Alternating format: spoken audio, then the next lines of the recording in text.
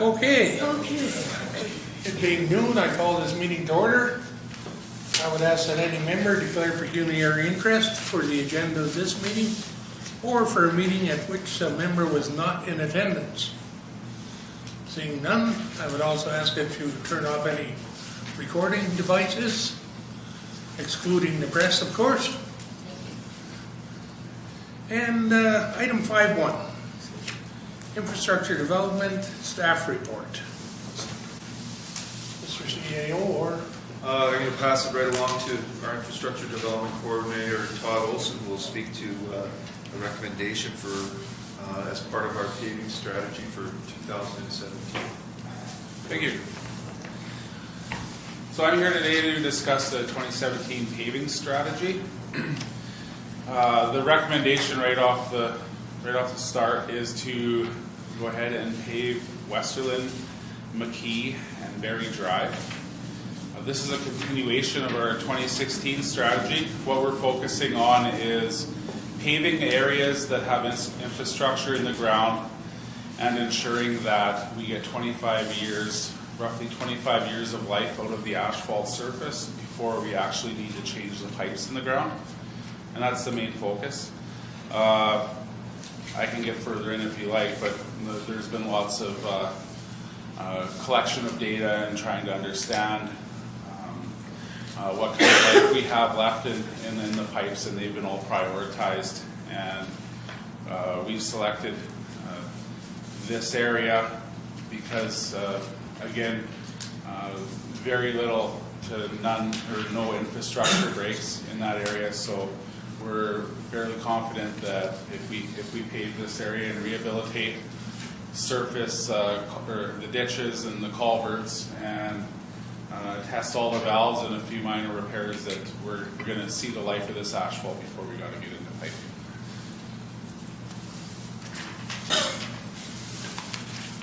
Another item I'd like to discuss that's within this report, the local authority services that everyone's familiar with, LAS. They're providing a program through StreetScan, which we've had this done before in 2005, where there's a roads management study where you're basically giving all of your asphalt surfaces a rating.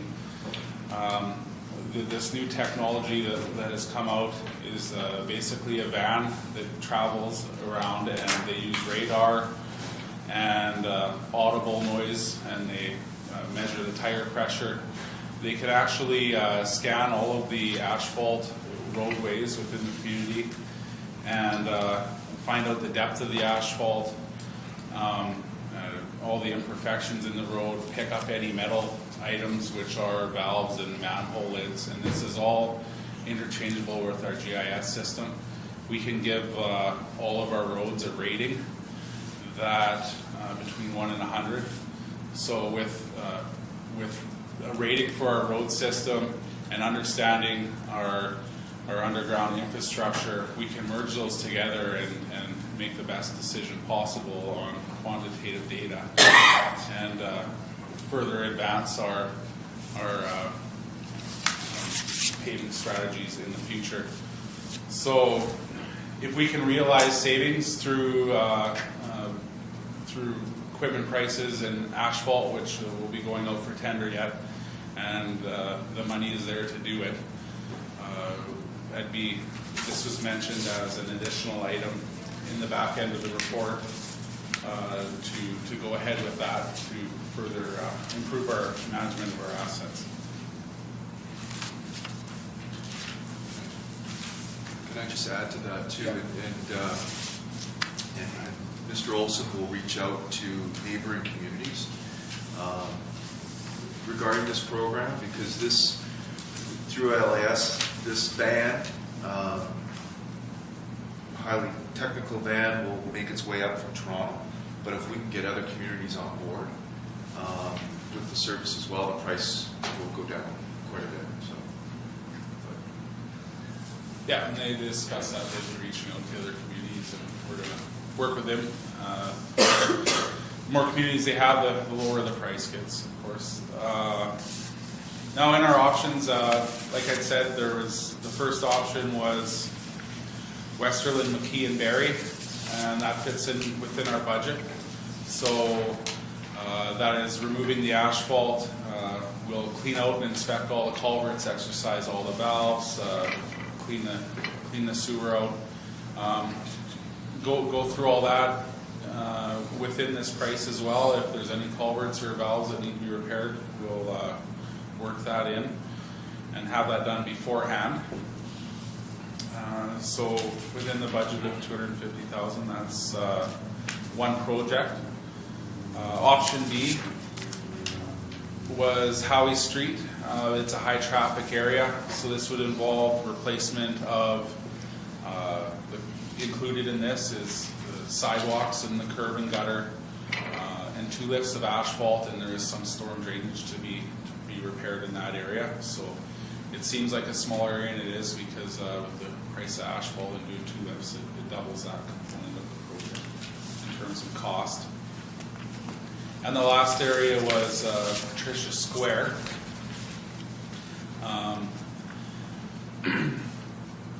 Because of Highway 618 being scheduled to be completed this summer, not necessarily my first choice. It'd be nice for the storm drainage to be done on Highway 618 first before we tie in with it. This is a lot of elevation change in this road. It's used by a lot of pedestrians, school children, so it involves sidewalk going up the hill and creating sub-drainage instead of running in ditches or open channel culverts. Another project that's definitely favorable in the future, but it could be done at this time as well.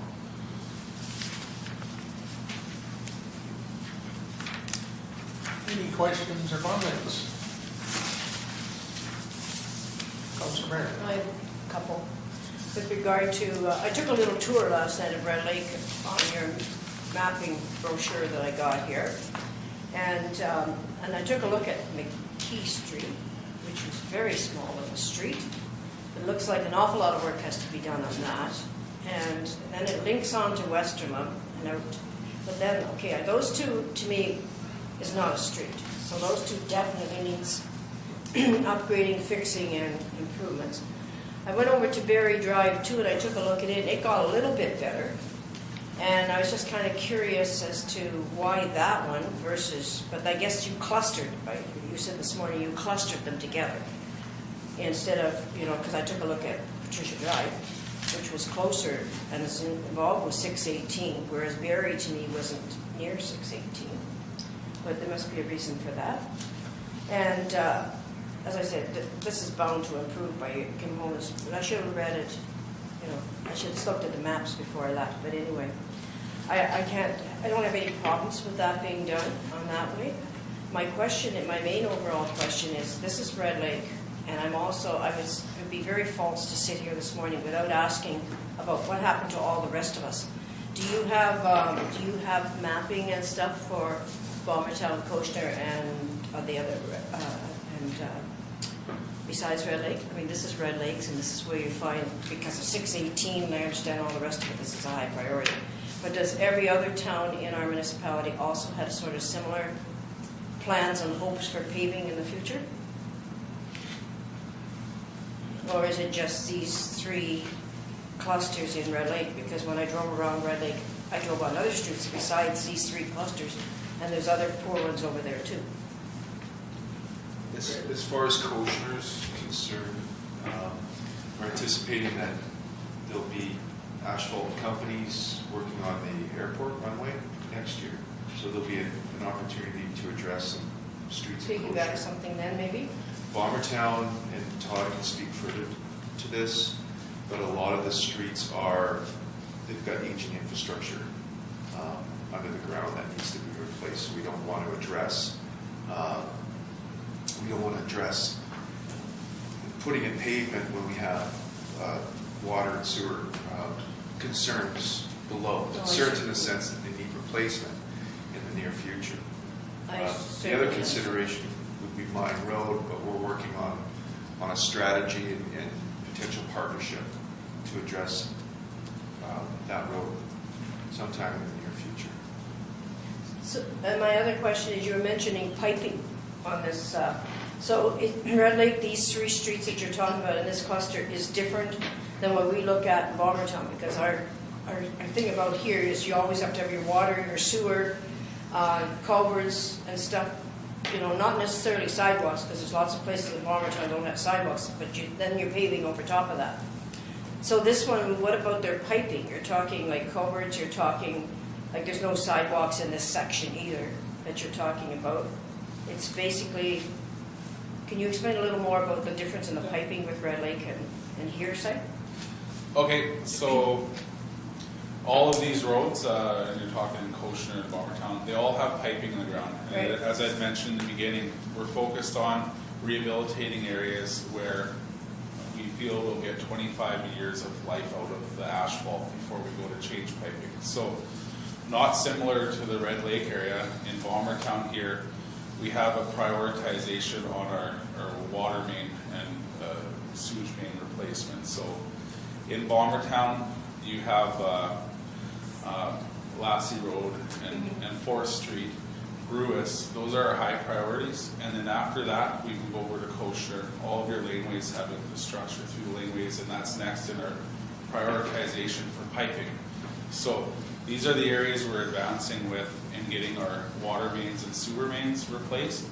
And in behind that, it's that area that we're focusing on is in 25 to 30 years, we'll be in the areas that we're paving right now, and then the asphalt will be fully depreciated at that time. Bombertown and Cochenour will have roads done as we're getting the funding to replace water and sewer main. We're focused on areas where we're confident that we won't be needing to change the pipes in the near future, but just doing a light surface rehabilitation where we're rehabilitating ditches, getting them back down to where they originally were. Culverts are easy to change and fairly cheap to do that. And then you exercise the valves, you'll get a couple valves that don't work, we'll dig down and repair those, change them out within the mains. But as far as changing water mains and sewer mains, that's what we're not focusing on that with these paving rules. So these 3 streets are good then? The They're pipes good. are good underneath, okay.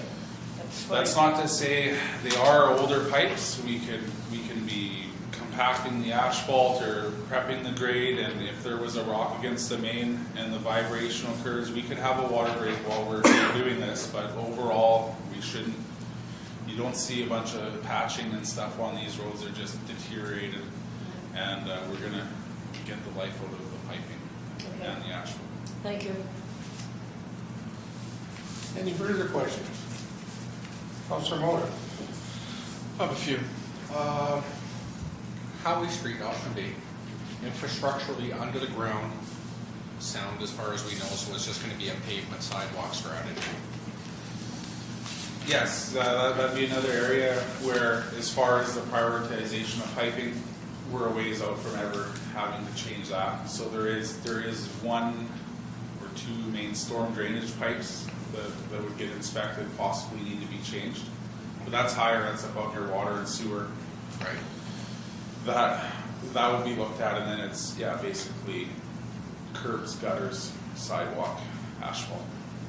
Now, I can't recall, and I don't know if somebody can recall for me, last year when we had a paving initiative strategy, we had chosen a number of neighborhoods that were going to be done. What happened to the neighborhoods that were not selected to be paved? Is that this follow-up here? I don't have that information right in front of me. Yeah, these streets were on last year's report. They're just getting moved ahead. So that being said, and I just want to make sure I'm correct with what I'm thinking and saying here. If we chose one of the options, whatever option we choose as council, and one that's not chosen, this will come for follow-up again next year for a pavement strategy? Is that correct? Correct. If I can add this street scan, we have a lot of roads that could be comparable in what state they're in. What's nice about that is it's all computer generated. There's photo imaging. They can rate all the asphalt, and every road, a paved road in the municipality will get a rating between 1 and 100. And then you get into well, this pavement's a 17 and this one's a 19. It just gets down to data-based only, or going on data only, and it's just a purely quantitative decision. But that's for pavement only, not underground infrastructural needs, correct? That's correct. So with your piping, we can find that range where we want to be to rehabilitate asphalt, and then you start picking from the roads in that range and then looking at their rating as far as the asphalt, that we can really get a good grasp on right from the first road to the last road what we'd be doing. So with our underground infrastructural needs in the municipality, do we have a chronological list of order of importance of streets that need to be done as soon as possible, like a planning strategy for those infrastructural needs? Yeah, that was completed, the water and sewer infrastructure study. I think in here I said it was 2004. So I've been applying our infrastructure break data against that to see if it realigns in some way or juggles around. But in your top 10 to 15 roads, we're really confident, and that's what we need to do, and in that order. It's also part of our water licensing renewals. You have to state how you're going to replace infrastructure. So we know where that is. It's more the piping down in the bottom. We're working towards getting this right from the first road to the last road. And as far as paving, as far as doing infrastructure in the ground and paving, there's different levels. This is an intermediate rehabilitation. And you need engineering for a lot of the funding programs out there, like the OCIF. And we'll be doing some more engineering this year so that we have more options when we go to the funders. Well, I just got concerned with future projects that we're going to do a Band-Aid solution by paving, but we're not looking after infrastructural needs under the ground, right? The sewers, the water, all those things. And I'd be interested to see at what point when we're going to start developing some work on those projects in the community. A lot of times with the pipes in the ground, it's funding. That's the key. So, and Todd will know the numbers off, but we hit the streets that's part of this recommendation. But just to do Lassie, which we've applied multiple times to OCF for, you're $2 million plus for that project. So you have to consider that. It's key to the funding. Unless we're directed otherwise, but. And I'm guessing that the big part of this is there's no need to do infrastructure under these streets for 20, 25 years. That's right. That's what we're focused on there. So we've applied with CWWF for funding to. Lassie Road's our last engineered project. We know what the next streets are beneath that. So part of the CWWF grant is to apply for funding to have engineered tender-ready drawings for the next group of streets, which again were the streets in Bombertown out of our prioritized list, and then the streets in Koshner. So we're getting those engineered studies done, or engineered tender-ready drawings done, so that we can continue applying for funding. So that's one component. Those are the ones where you're going right down to the bottom, changing the pipes, doing the roads. This is with the smaller budget, the $250,000 to $300,000 range. You're looking at areas where you're confident you're not going to be digging up pipes and fresh asphalt, and just doing a surface rehabilitation, and that's what this is. No, and I totally appreciate that. Some of my concern, though, for the future is that this council may need to consider its budget for future paving programs. If we're thinking we're choosing one of these options today and we're staying within our capital budget, and coming in the forthcoming years, we're going to have another capital budget for one of these unselected sites, but we also have other towns in our municipality, such as Councillor Barron was talking about, such as Koshner and all those other places, that are also going to require some paving needs in our community. So I think council is going to have to consider a strategic budget for our next fiscal year. Thank you very much for the report, by the way. It was a detailed, good report. Councillor Bear? That just would lead me on to something too on this list. It would be nice to see a list of each town site like you're going to have eventually whenever this other part of this question that you asked us gets done here. You should have a pretty good list on it. And just have it divided like into town sites, because I still go back to Lassie. Lassie, $2 million, this one's $250,000. And can I sleep at night realizing that their water and sewer pipes underneath these 3 streets are good, that you're not going to have to do it next year or the year after, you know, when others are being told the same excuse, you know, we can't, it's $2 million and we can't get you done. I know Lassie's a bigger street than the ones I traveled on last night, but they still have a problem. They have a real big problem down there, and the province of Ontario keeps telling us, we're not going to fund you, you know, because of whatever reason may be. So, and I understand these streets, believe me, after my tour last night, need the fixing up, but I just need to know that, and you've explained it, pipes are fine underneath there, and I'm not going to, after this year, I'm not going to go down in 2018 or 19 and find them back in there being dug up again. And we had that problem, our extra, and this is no problem to do with us, but what was famous in Bombertown, as soon as we got this done over here for some of the streets, then we got Union Gas coming back to visit us and tearing them all up. You know, and today, if you go back over to Dickinson Road, it's a terrible mess over there, and a lot of that's got to do with the Union Gas thing, and they're probably long gone, so now it'll be the town's problem. So it would be nice to see the list when you get it, telling us each town site and what's needed and how much can we afford. But it's just, I need to know for $250,000. I know these are tiny streets. These are 3 smaller streets than Lassie. But you know, how do you go back and tell the people in your town that you live in, well, sorry, you know, these are more important than Lassie Road. We've only asked for you people 3 times. Now, you know, we're going into this area here. So it's something we live with. But I mean, we haven't got a lot of money. But it just seems like we're going into these smaller things now because this is all we've got. And I agree with this. Believe me, I agree with option 1. After all that long lingo, option 1 I can live with. But I just hope their pipes are good on these streets and that we are doing, because that's always been my philosophy when I've been on this council, is pipes have to come first. I know you can't see them. You can't see pipes, you can't see culverts, you can't see all this other stuff you're talking about. You're looking at the pavement. But to me, pavement should not be covering over stuff that's not good underneath. I don't think anyone said this is more important than. Well, we don't. I think what Mr. Olson stated is we have $250,000 to spend, not $2 million. That's right.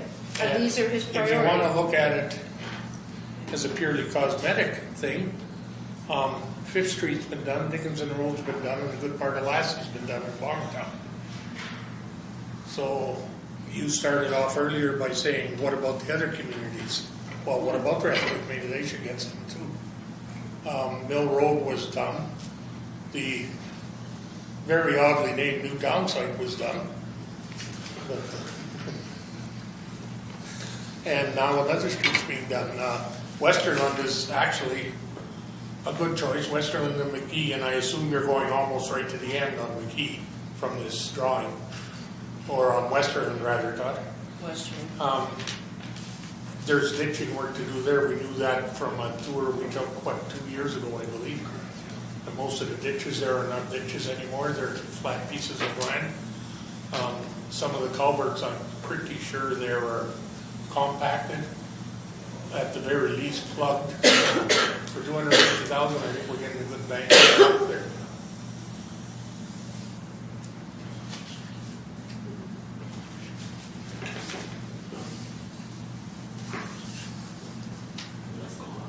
Any further comments, questions? Hearing none. Councilor Moller. So what's coming before us, are we having a vote on our option that we would like to see? We're having a vote on this report, which recommends Westerland, McKee, and Barrie. I believe it's the third one. Yeah. And very- you'll also note, and this speaks further to what Mr. Olson was talking about, we're not looking at Nugget, which is the street that runs right off Barry going towards high school, By the public. because there is, I believe, some storm drain problems or something there, isn't it? Yeah, so we're just wrapping up water and wastewater studies. One of the focuses was the lift station number 1, which Okay. is down by the marinas. So that lift station pumps the majority of the municipality's sewage to the sewage treatment plant, and the force main, which could be an issue, and we're investigating this. There's a possibility that might need replacement in the near future. Or So in would the that affect- coming years. Would that affect Berry Drive then? It would affect Nugget. So what where it adjoins the Berry Drive? Yeah, so it'd make the one that goes in front of the fire hall and the public works. So that would be a case where if we were to pave that, it'd be a little bit reckless because there's a chance we would be digging all that back up in 5 years. But what about the bottom, or the, whatever you want to call it, top or the bottom end of Berry Drive where it attaches to Nugget? Right. Where it comes in like that, would there be some digging that would be required on new pavement at Berry Drive there? For the little amount of tying in with the intersection, there's a possibility of right at the joint, but we're going to stay out of that. The force main travels up the roadway, and we're not paving on that section. And the other thing is that most of your Red Lake infrastructure, your water and your sewer, is not 50 years old yet. It was started in 67, if memory serves me correctly. And then a couple of companies went broke and eventually got finished. But, so it's really, in water and sewer terms, not that old. Kenora dug up some stuff, just as an aside, last year that was still wooden pipes. So it was probably 100 years old. So can I continue? Yeah. So I'd like to have a discussion about Howie Street and looking at Howie Street, because looking at just the daily traffic of Howie Street, Westerland and McKee get between 0 and 49 people. Berry Drive gets between 50 and 200 people. Howie Street gets a minimum of 200 people to 400 people with daily traffic in there. So I'm wondering, why are we not entertaining Howie Street going along with the 618 that's being repaved down to the stoplights there? Why are we not considering that as our first option?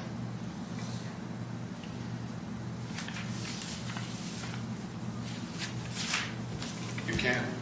It's an option. Staff put forward our recommendation. No, I'm saying we have a recommendation in front of us for Westerland and McKee to do it, go ahead with that project. I'm just wondering why, or if there's, I don't know if there's an explanation why we're choosing the recommendation of Westerland, McKee, and Berry over Howie Street as the second option. That was my question. I Why thought is we it could not reversed? I thought we could discuss it too. I thought it was one of the package. You could also discuss Holly Street. You could discuss Patricia Drive too, or Square too. I just thought these, because I drove on them and because they're terrible, Howie Street is a lot better than these other 3 streets. I had a question of Berry Drive but because of its location, because there's not much there. There's not many houses there. It's Public Works garage. I had a real problem with that, and the fire hall, and but the roads are terrible to it. So to me, that's the reason I'm making my decision, is because Howie Street is a better street to drive down than those other 3 that I drove on last night. And Howie would look nice to get it done, I know, together with it, but what you also got an issue there at the corner. The corner where the lights is. What are you going to do there? That's another issue off this topic, but there's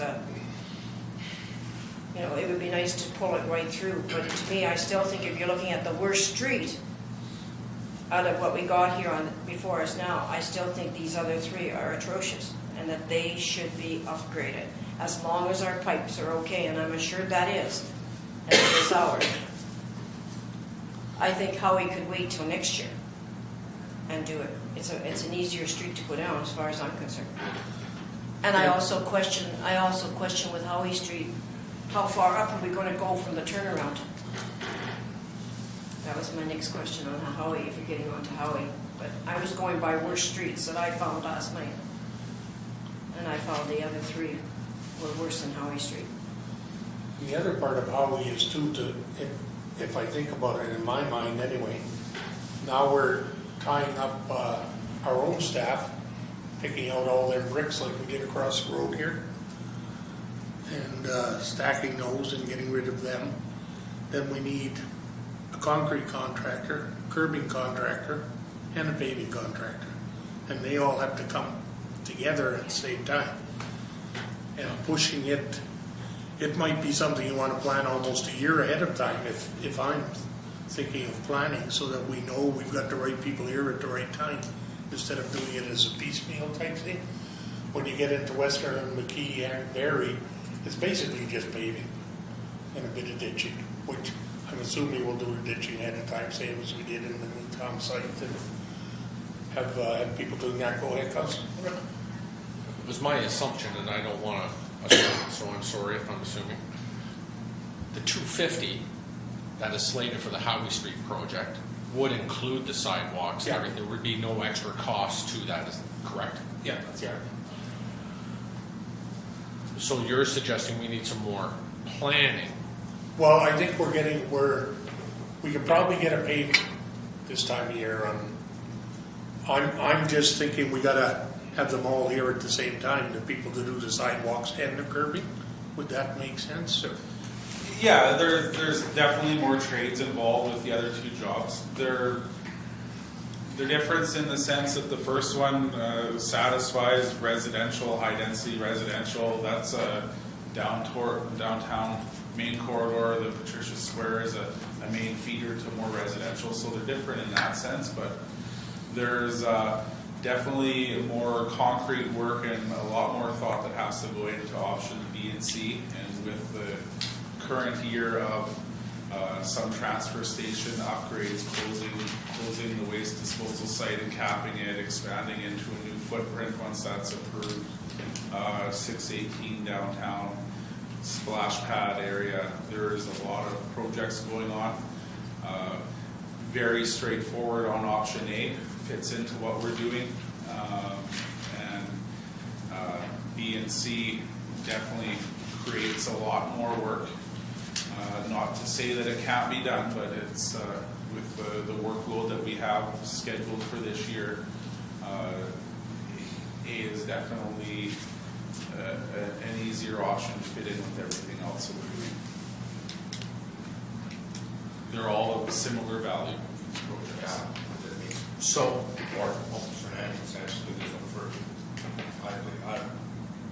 Which one first? A or B first? Go ahead, Councilor Moore. So, going back to what I was saying earlier, then I would want to ensure that I would like to see this Howie Street project be coming forward as a planning strategy for next year. And if we need to plan for sidewalk people, I'm not sure the proper terms, the sidewalk people, the curb people, and all those things, I would hope that we can ensure that we could have that done. And the other thing I would like to also stress, if we're talking about this for next year, is instead of stopping the paving, looks like it's just past the CIBC a bit, go right down to the lights, because that's where the 618 is going to start for paving this year, and go further out towards some of the homes past that turnaround. You have to, I think, in my mind anyway, to agree with you, go almost right down the Green Airways. That's what I'm thinking. But I would like to see something like that come forward, because I don't want to see this go off the shelf. So just so we're clear, you're suggesting that we bring something forward next year, beginning in the Green Airways area, all the way to the lights. Right, because it looks like the paving on the map here, and correct me if I'm wrong, Yeah, looks like it stops just past the CIBC. No, it's It's the Lakeview Lakeview. intersection. Yeah, That's Gold what I was Road. saying, and 2 lifts of asphalt, and you're not going a long ways. Once you start adding in concrete curbs and sidewalk, which are usually 250 a linear meter for curb, 250 a square meter for sidewalk. But The we money can- gets burned up really fast. We could get away with some different paving though, it doesn't have to be the double layer going out to Green Airways though, correct? Right after the turnaround, you would drop down to a half or a 1 lift. That's what I'm saying. And I think we'd probably want to go partway up that hill on Goldshire Road. Yes, That by the is it. library. Yeah. So I would really like to see that come back next year then, please. I'm amenable to that for sure. Definitely. Anything else? Moved by Councillor Moda, seconded by Councillor Barron.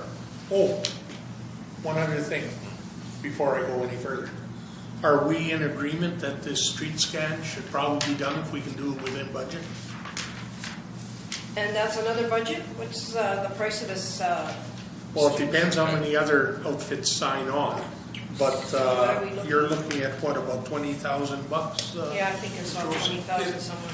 It's roughly around there, and like I said, I go for pricing for asphalt and equipment, and if I can realize savings through that, and the money's available, it'd be in that general area, 20,000.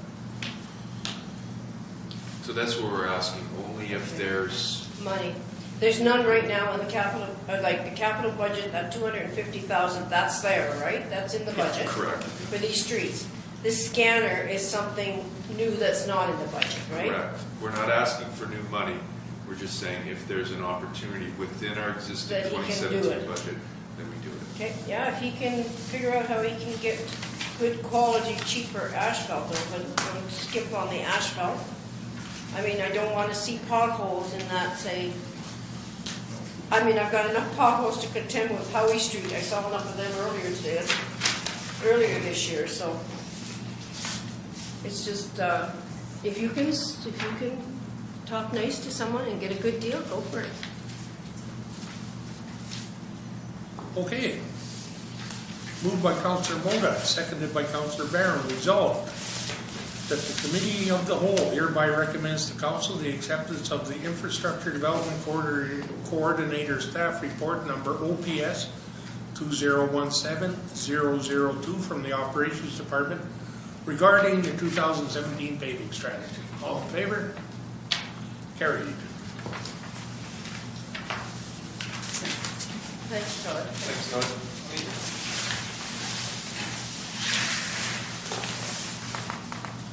Okay, item 7.1. Request for donation. Councillor Moda. I'm going back to a couple meetings ago where I brought up through a discussion in regards to a donation policy that staff could potentially look at to help us with direction and clarification for policies and guidelines for requests like these. So, I may sound repetitive, but I'm going to say it again. I don't know what to do in regards to our budget and who gets what in regards to a donation policy. Because we only have X amount of dollars, and I am not sure how many more requests are going to be coming through. Because I've noticed some of these are dated back in October, or the one in particular anyways. And B, how much do we have to work with and how much is left after we've already made donations? So I would really like to see a donation policy, something A list of what's that we already can committed. follow What's with. committed already. And I'm just thinking outside of the box a bit here, but maybe we only allow so many dollars per request or whatever it may be. But again, I struggle because with this one, there's an ask of anywhere, I think it's the first one here, anywhere between $1,000 and $5,000 helps. I'm like, okay. realizing that we only have an $8,000, I believe, correct me if I'm wrong, $8,000? Just shy of 8,000. Just shy. Under the other column. So again, I struggle with how do I know what a fair amount is? They may be well deserving of $5,000, but that leaves us just under $3,000 for the rest of the year for other requests. Less what we gave. Correct. Because there's stuff already. So this is what I struggle with. My problem with this, and actually, I'll say it right out loud, the next one is, it looks to me like we're starting to be looked at as a funding body. We are not a funding body for anything. We're a municipality. They've already got, I don't see it here, but I thought I had read it somewhere, over $6,000 from KDSB, Yeah. which we give just shy of $1 million a year to. So I would suggest we've already given them some money. I don't see anywhere in here, which bothers me as well, where the outfit that wants our money says they're putting any money into it. And that kind of bothers me in a way. And I wonder too, if this duplicates other things that are already happening in the community. You know, I guess what I'm saying is, what will this money be spent on? Kids are recreationally equal, okay. But it says it provides assistance and does this, does the other, but really what are you getting for your money? And are we a funding body?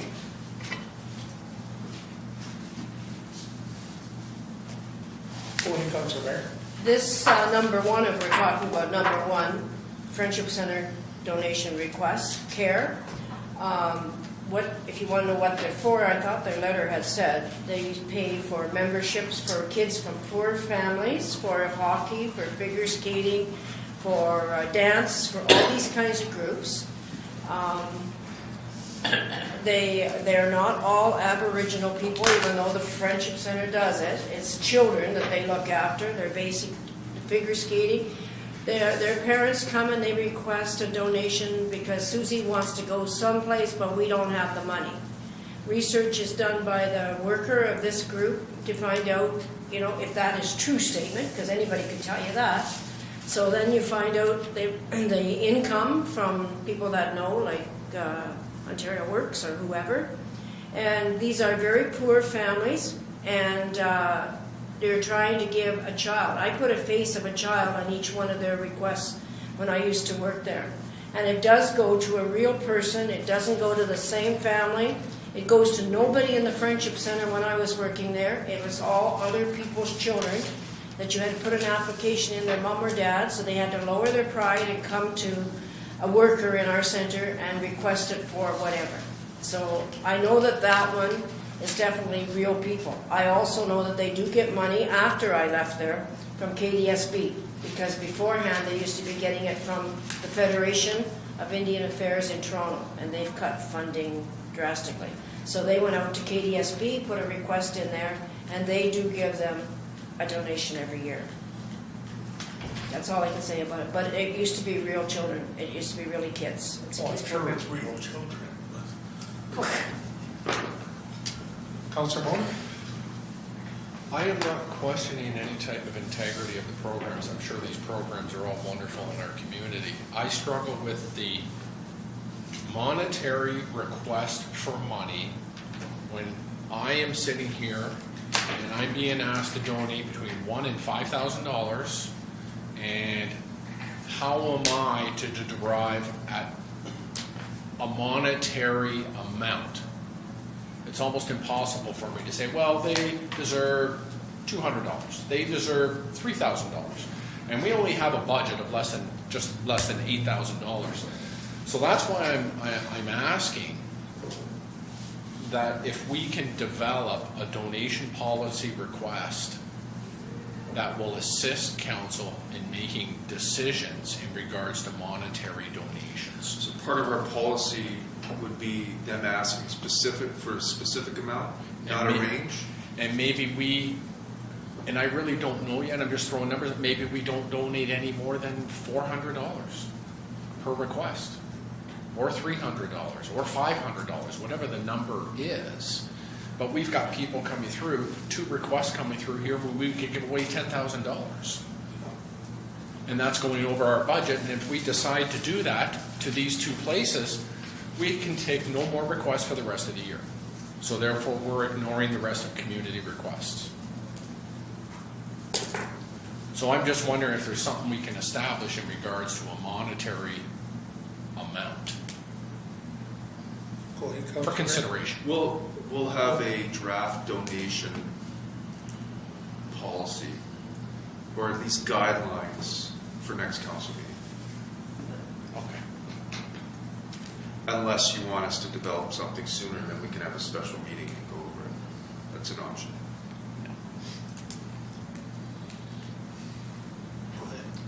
That's not going to really, in my opinion, be necessary. We got $8,000 is all we got as a council.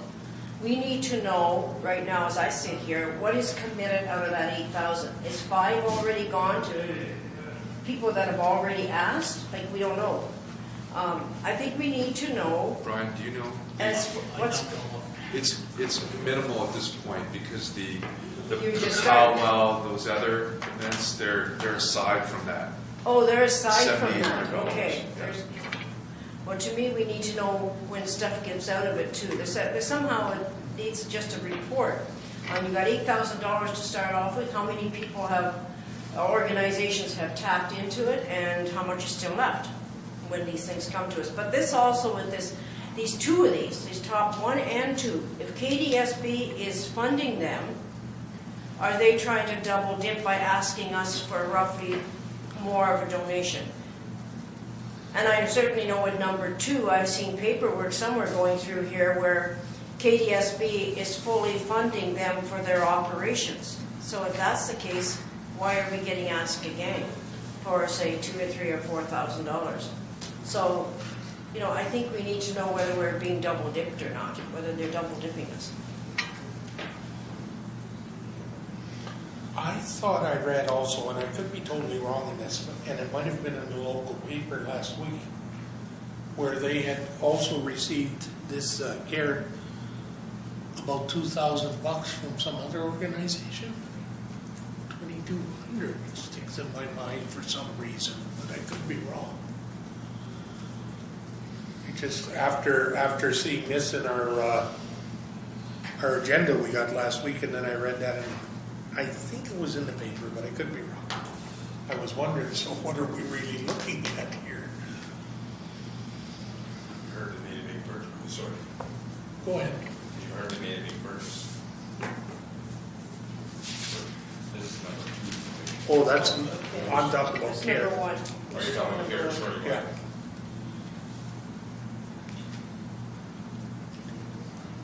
Councilwoman?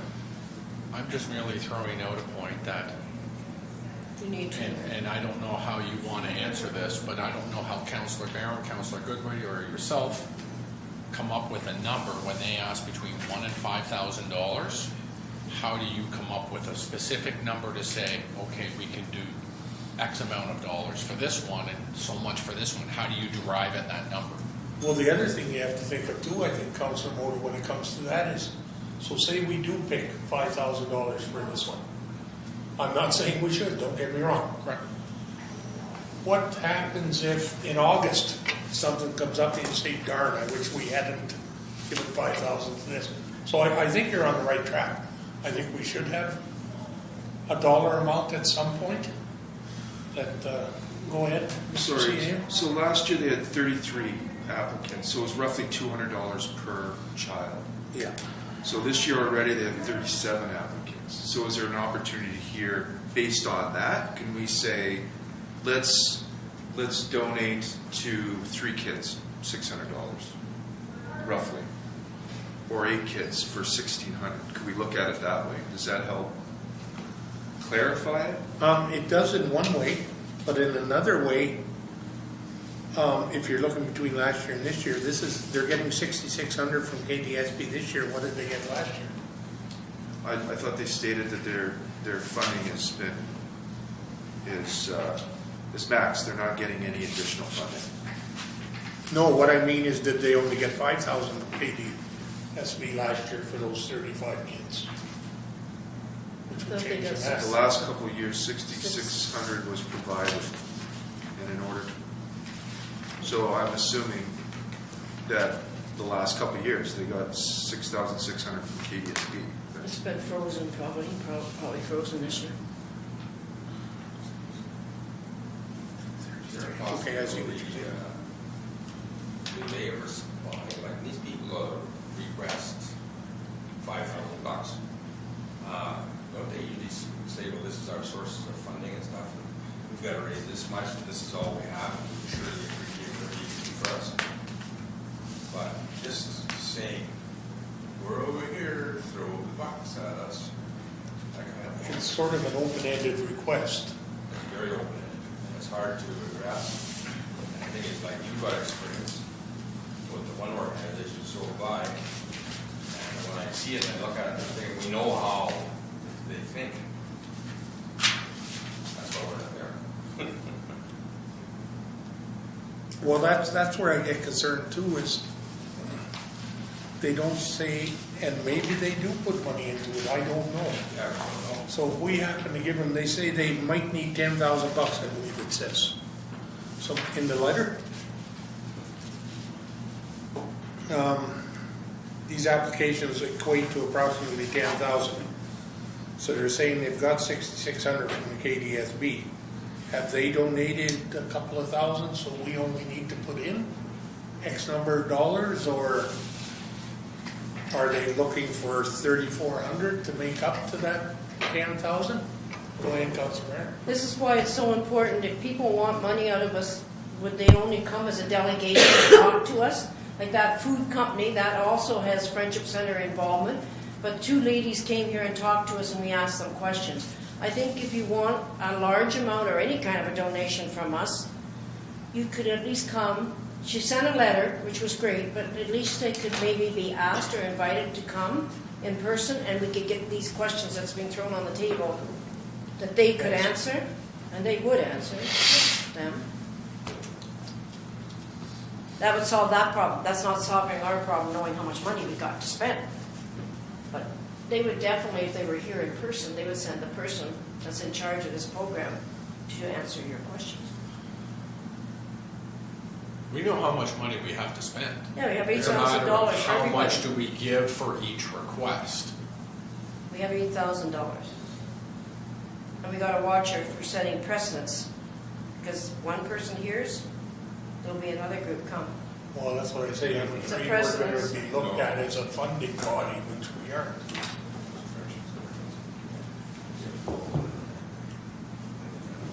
So give me a number between 0 and $5,000. That's what I'm saying, I can't.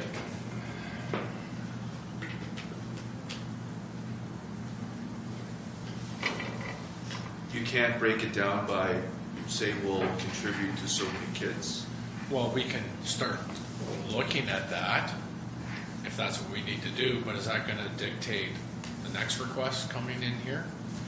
And then what about, all I'm merely suggesting is, I realize applications are based on individuals and individual organizations, but I think in order to make it acceptable and evenly distributed amongst community groups asking for monetary donations, maybe we should be looking at a one-time donation fee of no more than X amount of dollars, whatever that is. I mean, if we've got two requests here in front of us for $5,000, we're already over our budget then if we approve anything close to that. So I'm thinking maybe we should, and I'm not saying this is the answer, but I'm saying maybe every request should be no more than $300-400 in monetary donation to each group, whatever it may be, if council considers that group for a donation. But for me to sit here and go, well, this group, yeah, I think they deserve $1,000. This group here, well, let's only do 2 or 3 kids at $600. This group over here coming through, well, I think they're a good organization too, but they got more kids. I'll give them $1,000. So I'm just trying to say, it's hard for me to sit here and decipher each particular group. We want more information. Is that maybe where we go? Request the information we want and then make a decision another time? But there's certain information that's lacking, right? Honor?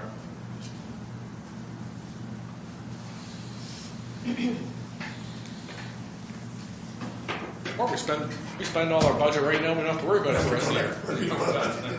And we still don't know how much we've But already we're done. spent. We still don't know how much we've already spent before today. When it comes to pay, it'll be IOU. Go ahead. We know what we could do at number 2. We were already told what we could do at number 2. There's a letter someplace in this organization I've read where that the number 2 item is being covered by the operations of it, is being covered by KDSB funding. Can we stay on But this? Yeah. we're not on It's this still, yet. it's still the same thing, you still got it all there. So we know what we can do with that one. You're looking at the number 1 is what you're looking at. And I'm okay if we say we want to look at 2 or 3 kids to sponsor 2 or 3 kids. I'm totally fine with that. But I'm just saying, where do we draw the line? Why is it not 5 kids? Why is it not 10 kids? How do we come up with 3 kids? I think it might be easier if we just had a monetary amount of no more than, again, just a number, I don't know, $300-400. And then it's looked after and we're like, well, Well, we'll have to give that some thought. If we're gonna bring For something sure. forward, for sure. how can we determine from a staff perspective that it should be Yeah. 300? Could be So 50. everybody should, I mean, we can I don't know if there's park this one for right now until there's something can be brought forward to council. But it's gonna be a recommendation. But again, from a staff perspective, do we know that number's 300, 500? Whether something's really special that should be 2,000? Are we selling them short? I don't know if other municipalities have a donation policy or not. I have no idea. I will reach out and find a recent one.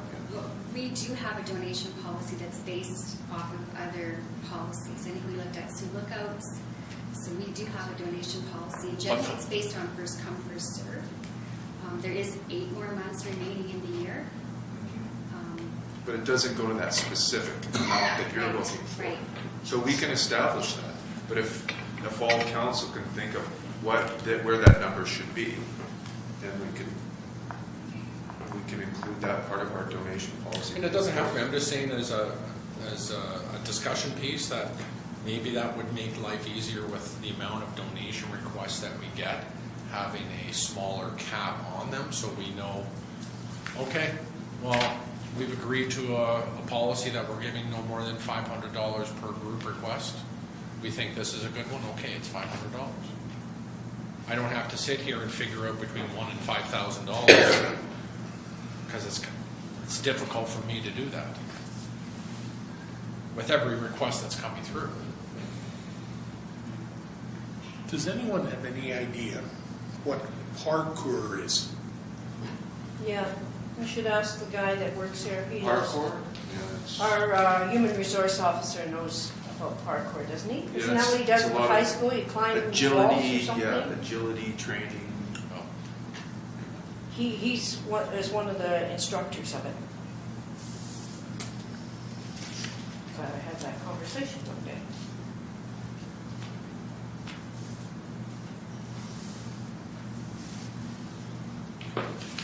Councilor Goodwin. No. I don't want to sound nasty or a devil or whatever, but are we in the social welfare business? I mean, isn't that provincial government's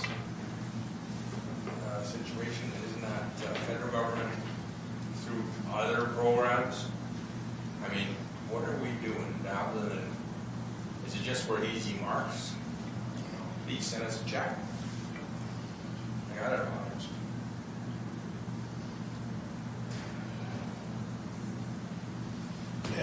I personally would like to see that donation policy too, because I want to know what we are supposed to be given to. If we've got a policy here, there must be a breakdown. If there's no breakdown, it's the sky's the limit.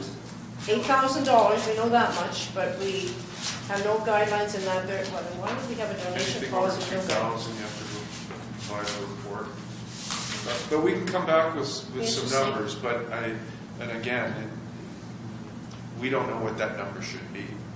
I mean, we'll Could talk be about it $50. internally from staff, we'll bring something forward. Here's a thought as well, just to maybe add to what Councillor Goodwillie had said. Is it not incumbent upon groups that are coming to us, just as if we want some paving and water pipe work done, we have to apply for grants to various bodies, be it FedNor. For some stuff, we apply to FCN. OCF, what's the other one? And Ontario NOHFC. Is there not other outfits that these folks could apply to rather than just whacking a letter off to the town and looking for money? They probably have applied to it, quite a few people. Well, I don't know that. Well, they do just, That's the key. No Uh, information not offered. Go ahead, Councillor Moore. And where I'm going with this too is if it's coming to council budget of $8,000, maybe the CAO's office can look after the donation request if it's no more than $500, and it doesn't even have to come forward to council. And then it stays in the CAO's office, and we don't have to look at every single donation request that's coming through unless it's for a larger amount, but it can be handled in the office. Well, and that's what they're doing in Everybody's Dryden, happy. which was recently announced, and I had an opportunity last week to speak to the CAO there about their policy. And there's a budget of 20,000, and there's a criteria, and I think the max amount is 5,000 or 3,000. Sorry, but how does that? We have to keep in mind the ones we've been doing for years, right? The powwow, the Norseman. so we could have our 8,000 almost gone by now. Right? So I'm just saying that may be beneficial to council as well if it stays in the CAO's office. I mean, depending on what we come up with as a team here. It's just food for thought. If council decides that they can continue doing this, and I'm fine with that. I'm just expressing my concern. It's hard for me to pick a number all the time when it's coming through. But that scares me with a flat amount. Oh, well, everybody, this is. Up to an amount. This is a small town. And if you say you're going to give $500, up to $500, I'm sure a person that's good at writing a resume and asking a request, everybody will want $500.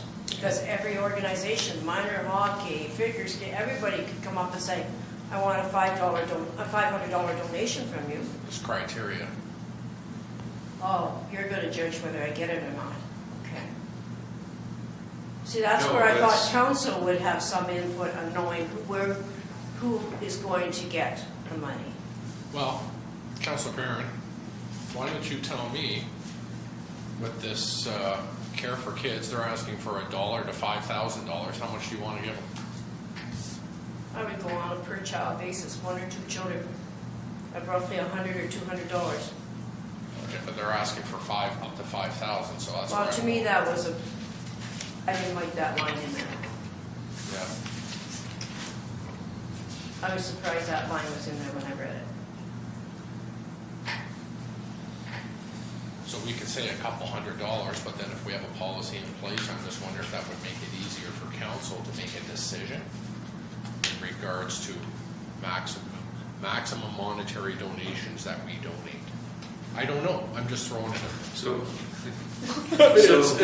if we're up to $500 and then we get an application that states $1 to $500, are we back to where we are with this? Like, oh, well, I don't know.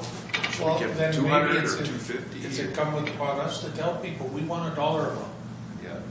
We don't want to have to guess what you're looking for. So you're saying Dryden switched their policy? It's new. I'll get more But the details on it. CAO is looking after all the donation requests? Yeah. So it's a budgeted amount that he's got criteria. Yeah, I'll get the details on it, I don't want to speak in it. Oh, for sure, for sure. I'm sure they'd be happy to share it.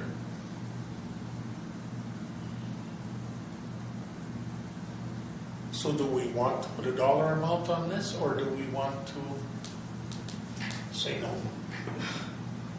Go ahead. I think we could ask them to come as a delegation with a dollar amount and present it a little bit fuller and answer some questions that was here that's not answered in that letter. I'm sure they'd be glad to do that. I'm sure they would too, but then why wouldn't they have done it today? Well, maybe they weren't invited there. Because we played this game once before last month. Or the month before, we asked them to come and present. They must talk to each other there. Of course. So now, we're stuck in the position, to me, of looking like we don't really know what we're doing, because now we're saying, well, we'll put this off a month. Well, the Until request we came can have in a back in presentation. October. Okay? The request came in October 2016, so. It's been waiting. So just to get this off the table, I'm gonna make a suggestion.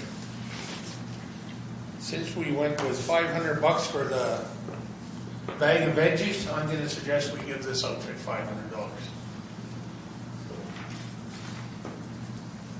I'm okay with that. I can live with that.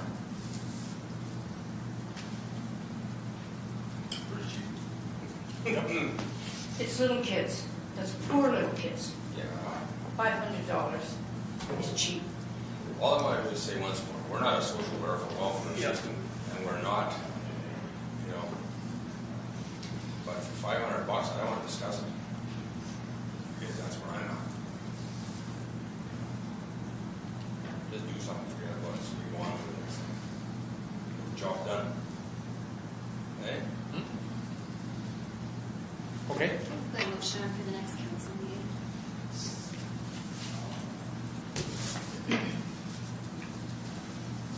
Okay, 7-2. Red Lake Area Emergency Shelter, as Councilor Barron so clearly stated, the KDSB has said quite openly, once they finally got a budget or a business plan for the Red Lake Area Emergency Shelter, that they have funded them 100%. So, What are you doing? They do anything, zero. They get 100% from KDSB. After they're asking us for money. So, We just say, sorry, contact KDSB, you're getting 100% funded. It's pretty clear. you know what you're gonna say. Other things,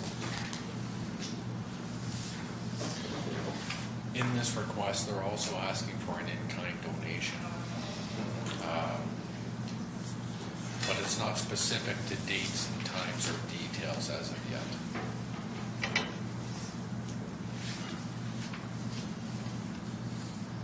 So I don't know how to respond to that if there's no particular date or requests. Well, that's the thing with both these requests, we're just jumping in. But both requests, we've got questions about. We've got nobody to ask the questions. They haven't supplied the information, so what are we supposed to do? we don't even have a request for that. They're not doing a special thing yet. You read that?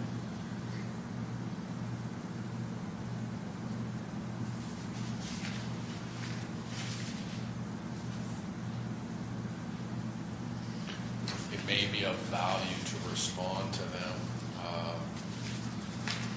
in regards to the monetary in-kind or the in-kind donation, that if they do have some events, they need to approach council in the future with specific dates, requests to see if it can be approved, but it's not an open invitation for Yeah, that seems reasonable. whenever. We could always follow up if they had a specific request, like I think they did a paint party before, Yeah. stuff like that, they could always follow up with us. If they know We've dates. handled that from a staff perspective, so they'll So we reach can- out and they'll say, can we use the outdoor rink? And we review it from the staff, and we say yes. It all depends on the request, so, I mean, it is a bit open-ended. I feel comfortable with it because they're not asking for anything specific, because there is an option. They could call or email and we could say, no, there's something else going on, or, we could deal with it case by case. Yeah. But regarding the monetary portion, there used to be a line item that was attached to the emergency shelter, and it was made quite clear over the last 2 years, and even as recent as last week, whereas the KDSB stated that they're fully funding the emergency shelter. They've met the requests that have come from our local shelter, and again, the as far as homelessness, that's kind of supports what Councillor Goodwillie said earlier. It's a mandate under KDSB. I wonder if this letter was written prior to their funding announcement.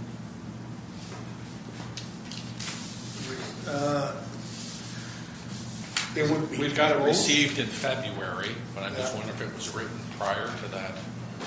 Just out of curiosity, I don't know. It would be right around that time, because there was probably from the KDSB side getting the proper information,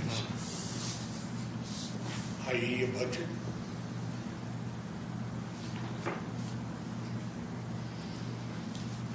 So I'm open to the donation in kind, depending on what it is, of course. And again, our staff has pretty well handled that the last couple of years.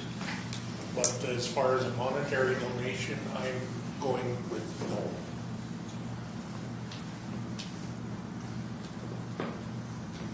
You said it was removed from our budget, right? Correct. This is the first year.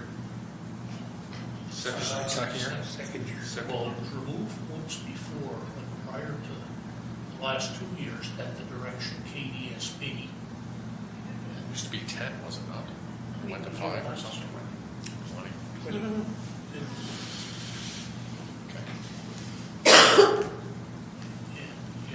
we were directed to remove KDSB because KDSB said they were 100% funded. Yeah. I'm okay with the monetary piece, or the in-kind piece. In kind. So zero monetary in kind as agreed to by staff, basically. Any more discussion? Alrighty. 7-3, giveaway day.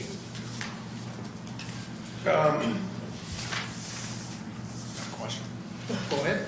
I was just wondering why this is coming to council. It seems more of a staff kind of information request, and I'm not sure why we're really looking at this, to be It honest with could impact us. That's the one thought I had. And I think that's something we have to make clear if we do go ahead with this, and I don't have any problem going ahead with it, is if somebody's putting out half their furniture for someone else to pick up on the side of the road, and you have that Monday and Tuesday at 4 p.m., that goes back in your house. It's not left out there for landfill. Totally understand that. Where I was coming from was they weren't really asking for that yet, like a specific day. It was more of an information gathering before saying we would really like to do this. So I'm reading this, I'm going, well, I don't know all the rules and regulations and all these different things, so that's why I was just kind of confused as to why it's coming before us, because I'm not an expert in that kind of area and I wouldn't know how to answer those questions. Yeah, I think all they were looking at is, do they need town approval to move ahead with this? I'm thinking, no, they probably don't. I don't No, know. But we do have to have a guideline. Yeah, so it allows us to put in some parameters, as you mentioned. So if it starts, you can put your stuff out at 8 a.m. Saturday morning, but it has to be removed by 5 p.m. Sunday, or something like that. So I'm not sure what I'm supposed to answer in this. Just say you guys are right. Just say that we can go ahead with it, because it's a Yeah. good thing. It is a good thing. Not saying it's a bad And thing. it's happened before in the past, and in different towns. It happens in Red Lake. It's happened in Balmertown. People put stuff out and it says, "Take me free," or whatever. These people, this organization, this woman, I know Jill, she came to me and I said to her, she wanted to know who to contact. I gave her Mark's name.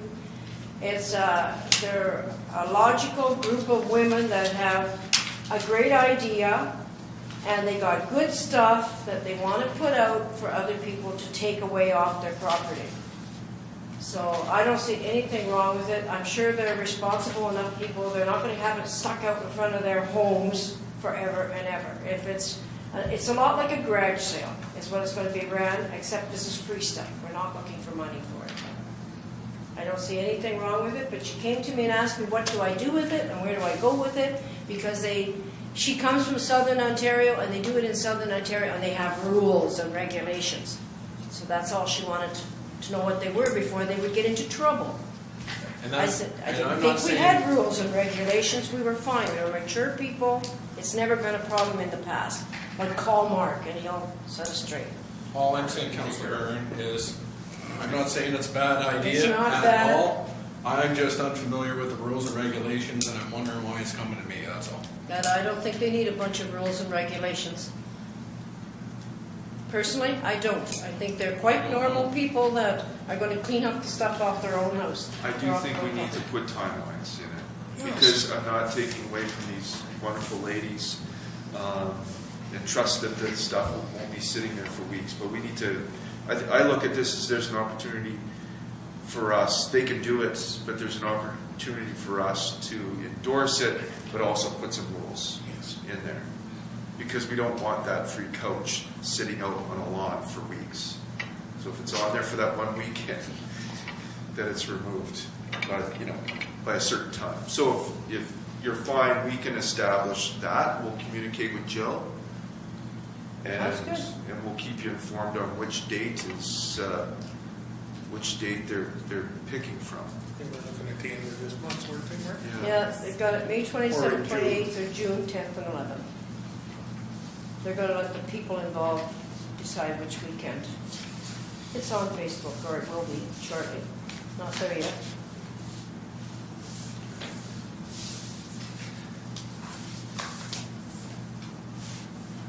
So we'll reach out to Jill. Yep, that's good. She just wants to do things right. And just as an aside to that, how they're law-abiding people, this, that, and the other, I would suggest to you that the people that don't clean up after their dogs and let them run around without leashes are probably characterized as the same. They obviously haven't read the bylaws or care.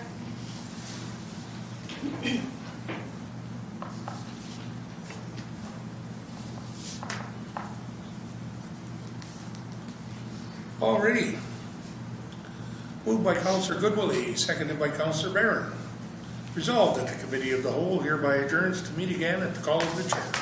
All in favor? Carried.